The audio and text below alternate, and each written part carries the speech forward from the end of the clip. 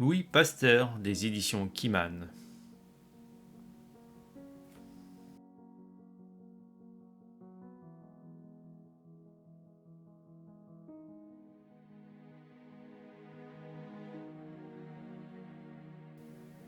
Le petit Louis naquit en France à une époque où les médecins ignoraient pourquoi l'on tombait malade et l'on guérissait.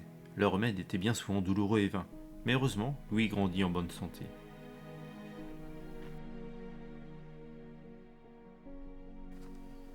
Il était très doué pour la peinture pendant l'enfance et fit de nombreux portraits de ses parents et de ses amis.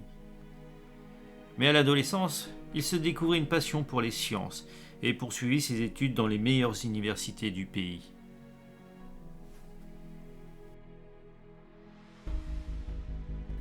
Le jeune Louis enseignait à l'université de Strasbourg lorsqu'il fit la rencontre de Marie, son grand amour.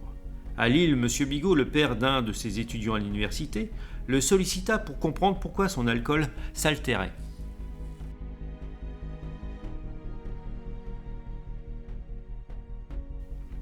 Les microbes étaient déjà connus des scientifiques, mais Louis démontra que ces organismes microscopiques se développaient partout, dans l'air, dans l'eau et même dans l'alcool de betterave de M. Bigot.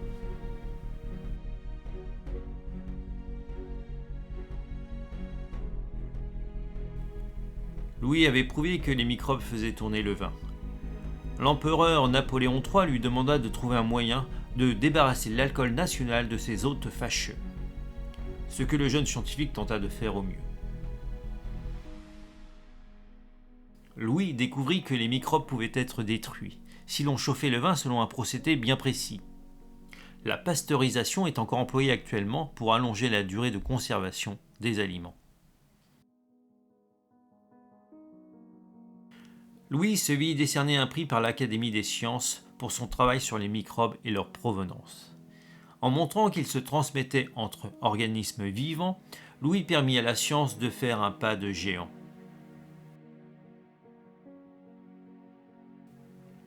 Parce que la fièvre typhoïde lui enleva 3 de ses enfants, Louis se jura qu'il empêcherait d'autres tragédies.